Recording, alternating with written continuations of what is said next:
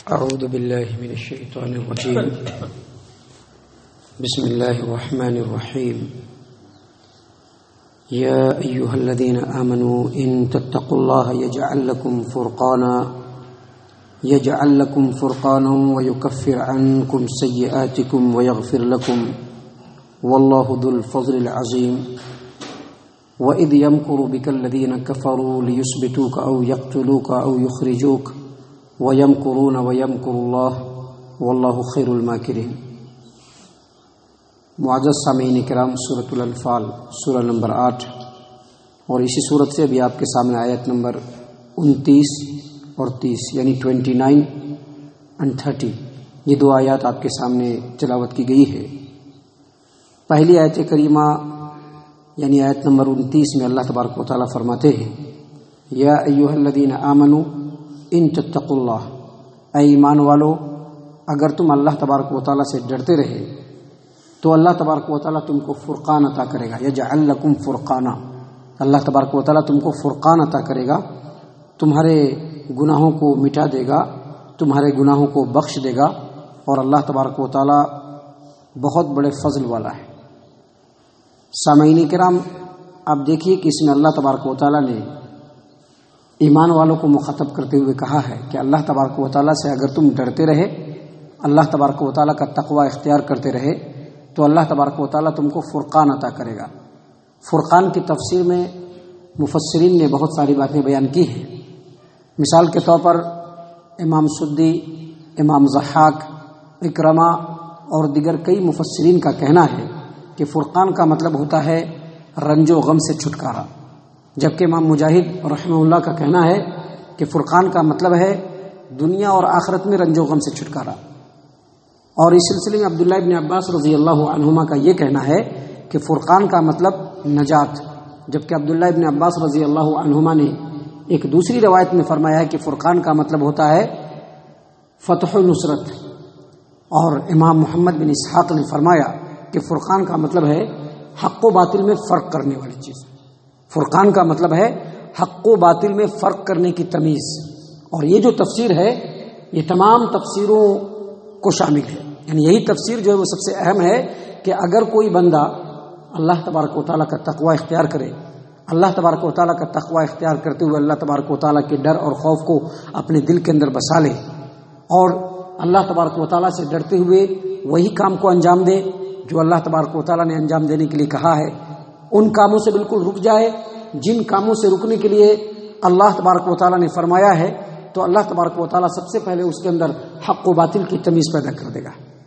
جب وہ اپنی زندگی میں قدم اٹھائے گا تو پتہ چلے گا کہ یہ کام جو ہے یہ اللہ تبارک و تعالیٰ کو راضی کرنے والا ہے یا نہیں راضی کرنے والا ہے. کسی بھی قدم اور اسٹیپ پہ اس کو اللہ تبارک و تعالیٰ وہ تمیز دے دے گا، وہ قوت دے دے گا، وہ سوچ دے دے گا کہ بندہ سمجھ لے گا کہ یہ جو کام ہم کریں گے اس سے اللہ تبارک و تعالیٰ ہمارا خوش ہوگا یا ناراض ہوگا. اور جب اللہ تبارک و تعالیٰ اس کو حق و باطل کی تمیز دے دے گا، جب اس کو اللہ تبارک و تعالیٰ فرقان دے دے گا تو پھر اس کو نجات بھی مل جائے گی. یہ توفیق اس کو ملے گی. جب اس کو حق و باطل کی تمیز کی توفیق مل جائے گی تو یہ توفیق اس کو فتح و نصرت سے بھی ہمکنار کرے گا. دنیا اور آخرت سے اللہ تبارک و تعالیٰ اس کو دنیا اور آخرت کے غم سے اللہ تبارک و تعالیٰ اس کو نجات بھی دے دے گا. کل قیامت کے میدان میں اس کے گناہوں کی بخشش بھی ہو جائے گی، اس کے گناہوں کا کفارہ بھی ہو جائے گا. اللہ تبارک و تعالیٰ اس کے عیوب سے لوگوں سے اس کے عیوب کی پردہ پوشی کرے گا، اور کل قیامت کے دن اس کو بے پایا اجر و ثواب کا سبب یہی فرقان بنے گا. اللہ تبارک و تعالیٰ نے فرمایا یا ایھا الذین آمنوا، اے ایمان والو اگر تم اللہ تبارک و تعالیٰ سے ڈرتے رہے، اللہ تبارک و تعالیٰ تمہارے اندر حق و باطل کی تمیز پیدا کرنے والی صلاحیت دے دے گا، اور وہ تمہارے گناہوں کو بخش دے گا اور تمہارے گناہوں کو معاف کر دے گا. اور اللہ تبارک و تعالیٰ فضل عظیم والا ہے. یعنی اللہ تبارک و تعالیٰ یہ فرما رہے ہیں کہ اگر تم اللہ تبارک و تعالیٰ کا تقوی اختیار کرتے رہے تو اللہ تبارک و تعالیٰ تم کو حق و باطل کی تمیز دے دے گا اور تین فائدوں سے نوازے گا. پہلا فائدہ یہ ہوگا کہ حق و باطل کی تمیز ملے گی. دوسرا فائدہ یہ ہوگا کہ تمہارے اکثر گناہوں کو اللہ تبارک و تعالیٰ مٹا دے گا. اور تیسرا بڑا فائدہ یہ ہوگا کہ اللہ تبارک و تعالیٰ تمہارے تمام گناہوں کو بخش دے گا. اور یہ اس لیے ہے کہ اللہ تبارک و تعالیٰ کا فضل لامحدود ہے. معزز سامعین کرام، اس کے بعد جو اگلی آیت کریمہ یعنی آیت نمبر 30 اس میں اللہ تبارک و تعالیٰ محمد صلی اللہ علیہ وسلم کو ڈائریکٹ مخاطب فرما رہے ہیں. اللہ تبارک و تعالیٰ فرما رہے ہیں وَإِذْ يَمْكُرُ بِكَ الَّذِينَ كَفَرُوا لیثبتوک او یقتلوک او یخرجوک ویمکرون ویمکر اللہ واللہ خیر الماکرین۔ اے محمد صلی اللہ علیہ وسلم آپ یاد کیجیے کہ جب کفار و مشرکین آپ کے بارے میں پلاننگ کر رہے تھے، خفیہ پلاننگ کر رہے تھے، کیا پلاننگ کر رہے تھے؟ کہ وہ آپ کو قید کر دیں یا آپ کو قتل کر دیں یا آپ کو مکہ سے نکال دیں، اور وہ بھی پلاننگ کر رہے تھے، وہ بھی چال چل رہے تھے، اور اللہ تبارک و تعالیٰ بھی چال چل رہا تھا، اور اللہ تبارک و تعالیٰ کی جو چال ہے وہ سب سے بہتر ہے۔ دراصل جب اللہ تبارک و تعالیٰ نے مسلمانوں کو مدینہ ہجرت کرنے کے لیے حکم دے دیا کہ آپ لوگ مدینہ جائیے، تو بہت سارے مسلمان جب مدینہ چلے گئے تو کفار و مشرکین کے دل میں مکہ کے ایک بات کھٹک گئی کہ لوگ مکہ کی طرف جا رہے ہیں مسلمان، ہو سکتا ہے کہ محمد صلی اللہ علیہ وسلم بھی مکہ سے نکل جائے، اور اگر آپ صلی اللہ علیہ وسلم مکہ سے نکل گئے اور ہمارے ہاتھوں سے نکل گئے تو پھر ہم ہاتھ ملتے رہ جائیں گے، اور ان کی جو سوچ ہے وہ پورا کر کے رہیں گے۔ لہٰذا ان لوگوں نے فوراً ایک ہنگامی میٹنگ بلائی دارالندوہ کے اندر، دارالندوہ کے اندر میٹنگ بلائی، اور جتنے بھی شرکائے مجلس تھے ان تمام سے ان کی رائے طلب کی کہ آپ لوگ اپنی اپنی رائے دیجئے کہ جو محمد ہیں صلی اللہ علیہ وسلم ان کے بارے میں کیا کیا جائے۔ ایک آدمی نے رائے دیا کہ محمد صلی اللہ علیہ وسلم کو سر سے لے کے پیر تک زنجیروں سے جکڑ دیا جائے، سر سے لے کے پیر تک ان کو زنجیروں سے جکڑ دیا جائے اور قید کر دیا جائے۔ شیطان اسی مجلس کے اندر انسانی شکل میں موجود تھا، اس نے کہا کہ تمہاری یہ رائے صحیح نہیں ہے، محمد صلی اللہ علیہ وسلم کے جو جانثار صحابہ کرام ہیں، آپ کے جو پیروکار ہیں، وہ اتنے جانثار ہیں کہ تم ان کو کہیں بھی قید کر کے رکھ دو، یہ لوگ اپنی جانثاری اور کوشش کے ساتھ کبھی نہ کبھی محمد صلی اللہ علیہ وسلم کو چھڑا لے جانے میں کامیاب ہو جائیں گے، لہذا دوسری رائے بتاؤ۔ ایک دوسرے آدمی نے کہا کہ ایک کام کرتے ہیں، محمد صلی اللہ علیہ وسلم کو مکہ سے ہی نکال دیتے ہیں، یہ روزانہ کی بک بک سے جو ہے ہم کو چھٹکارا مل جائے گا۔ کہا کہ یہ بھی رائے صحیح نہیں ہے۔ شیطان نے کہا کہ یہ بھی رائے صحیح نہیں ہے، کیونکہ اگر تم اس کو یہاں سے نکالتے ہو تو یاد رکھو محمد صلی اللہ علیہ وسلم کو اللہ تبارک و تعالیٰ نے جو کلام دیا ہے، جو بیان دیا ہے، اس کے اندر بڑی کشش ہے، لوگ کھنچتے ہیں ان کی بات کو سن کر کے، وہ جہاں بھی جائیں گے جب اپنے بیان کو لوگوں کے سامنے پیش کریں گے، لوگ ان کے بیان کو سن کر کے ان سے جڑنے لگیں گے،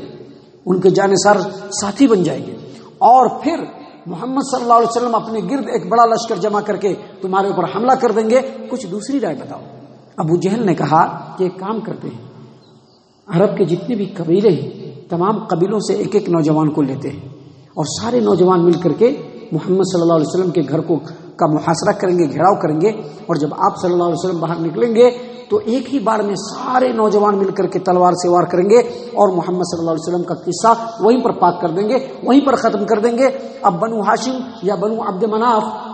تمام عرب کے قبیلوں سے بدلہ لینے کی طاقت نہیں رکھتے ہیں، لہٰذا وہ لوگ کہیں گے کہ خون بہا دے دو، اور اس طرح سے ایک معاملہ ختم ہو جائے گا۔ شیطان نے کہا کہ یہ رائے سب سے درست ہے،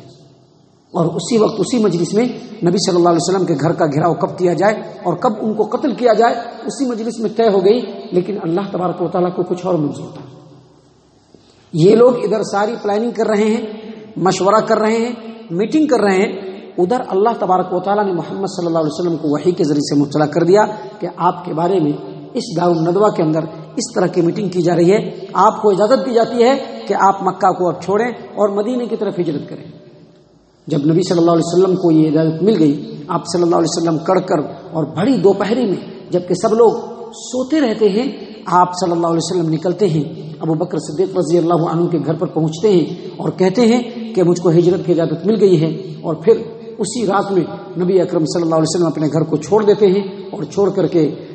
غار سور کے اندر چلے جاتے ہیں۔ ادھر مکہ کی جو ٹیم ہوئی تھی نوجوانوں کی، جو ایک ہی بار میں مل کر کے نبی صلی اللہ علیہ وسلم پر حملہ کرنے والے تھے، وہ بر وقت نبی صلی اللہ علیہ وسلم کے گھر کا محاصرہ کر لیتے ہیں۔ آپ صلی اللہ علیہ وسلم اپنے گھر میں علی رضی اللہ عنہ کو سونے کے لیے کہہ دیتے ہیں۔ پوری رات وہ لوگ گھیراؤ کیے ہوئے پہرا دیتے رہے کہ کب نبی صلی اللہ علیہ وسلم نکلیں، کب ان کے اوپر حملہ کریں۔ پوری رات گزر گئی، صبح ہوئی، جب ان لوگوں نے گھر کھول کر کے دیکھا تو دیکھا کہ علی رضی اللہ عنہ ہیں، تو ان لوگوں کے غصے کا ٹھکانہ نہ رہا کہ اتنی بڑی تدبیر اور اس طرح سے ناکام ہو گئی۔ تو اسی بات کو اللہ تبارک و تعالیٰ نے یہاں پر بیان کیا کہ محمد صلی اللہ علیہ وسلم اس وقت کو یاد کیجیے جب یہ کفار مشرکین آپ کے بارے میں پلاننگ کر رہے تھے، چال چل رہے تھے، سازشیں رچ رہے تھے کہ آپ کو قید کر دیں یا آپ کو قتل کر دیں یا آپ کو مکہ سے نکال دیں۔ وہ لوگ بھی پلاننگ کر رہے تھے، اللہ تبارک و تعالیٰ بھی پلاننگ کر رہا تھا، اور اللہ تبارک و تعالیٰ کی پلاننگ سب سے بہترین ہوتی ہے، اللہ تبارک و تعالیٰ کی چال سب سے بہترین ہوتی ہے۔ اس آیت کریمہ سے دو باتیں سب سے پہلے سمجھ میں آتی ہیں۔ پہلی بات یہ سمجھ میں آتی ہے کہ جو لوگ اللہ تبارک و تعالیٰ کے لیے اپنے آپ کو خالص کر لیں اور اللہ تبارک و تعالیٰ کے دین کو لوگوں تک پہنچانے کا مشن اپنی زندگی کا مشن بنا لے، تو ایسے لوگوں کے خلاف چاہے لوگ کتنی ہی چالیں چل لیں، کچھ بھی نہیں بگاڑ سکتے، کچھ بھی نہیں بگاڑ سکتے۔ اور عموماً ایسے لوگوں کے خلاف ہی لوگ چال چلتے ہیں۔ لوگوں کی چالیں جو ہوتی ہیں اور سازشیں ہوتی ہیں ایسے لوگوں کے خلاف ہوتی ہیں، چونکہ ایسے لوگ بڑے سیدھے سادے ہوتے ہیں، صرف اللہ تبارک و تعالیٰ کی باتوں کو لوگوں تک پہنچانے سے مطلب رکھتے ہیں، دوسری باتوں سے مطلب نہیں رکھتے ہیں، تو لوگ سمجھتے ہیں کہ کمزور ہے، لیکن یہ بھول جاتے ہیں کہ وہ کمزور نہیں ہوتے ہیں، بلکہ اللہ تبارک و تعالیٰ ہمیشہ ان کو اپنی نگہبانی میں رکھے ہوتا ہے۔ دیکھیے محمد صلی اللہ علیہ وسلم کو کمزور سمجھ کر کے ہی تو مکہ والوں نے اتنی بڑی پلاننگ کی کہ کون ہے اس کا ساتھ دینے والا، کوئی ساتھ نہیں دے گا، ہم لوگ جیسا چاہیں گے کر لیں گے۔ لیکن اللہ تبارک و تعالیٰ جو سارے طاقت سے بڑھ کر کے طاقت ہے، وہ محمد صلی اللہ علیہ وسلم کی حفاظت کر رہے تھے۔ ایسے ہی جو بھی محمد صلی اللہ علیہ وسلم کے نقش قدم پر چلتے ہوئے اللہ تبارک و تعالیٰ کی بات کو لوگوں تک پہنچانے کا ٹھیکہ اور ذمہ اپنے اندر لے گا، اللہ تبارک و تعالیٰ اس کی حفاظت کرے گا، ہر اعتبار سے حفاظت کرے گا، ہر چال سے اس کی حفاظت کرے گا۔ اور دوسری بات یہ ہوتی ہے کہ ہم اور آپ چاہے جو بھی سوچ لیں، جو بھی پلان کر لیں، جو بھی چالیں چل لیں، جو بھی سازشیں نہ چلیں، اللہ تبارک و تعالیٰ کا پلان سب پلان سے بڑھ کر کے ہوتا ہے۔ ہمارا پلان اللہ تبارک و تعالیٰ کے پلان کے سامنے بالکل پھیکا ہے، بیکار ہے، کچھ بھی نہیں ہے، کالعدم ہے۔ اسی بات کو اللہ تبارک و تعالیٰ نے یہاں پر بیان فرمایا کہ واللہ خیر الماکرین، سب سے بہترین چال جو ہوتی ہے وہ اللہ تبارک و تعالیٰ کی ہوتی ہے۔ اللہ تبارک و تعالیٰ سے دعا ہے کہ اللہ تبارک و تعالیٰ ہم تمام کو ان باتوں کے اوپر غور و فکر اور تدبر کرنے کی توفیق عنایت فرمائے۔ اللہ تبارک و تعالیٰ ہم تمام کو صحیح معنوں میں مومن اور مسلمان بنائے، نبی اکرم صلی اللہ علیہ وسلم کی سنتوں کا پابند بنائے، صحابہ کرام کے اسوہ حسنہ پر چلنے والا بنائے، رسول اکرم صلی اللہ علیہ وسلم کی سنتوں کی پیروی کرنے والا بنائے، جنت الفردوس میں جگہ عطا فرمائے۔ اے اللہ ہم تمام کو جہنم سے پناہ دے، اے رب العالمین ہم تمام کو جہنم سے پناہ دے، اے مالک الملک ہم تمام کو جہنم سے پناہ دے، آمین یا رب العالمین۔ وما علینا الا البلاغ المبین۔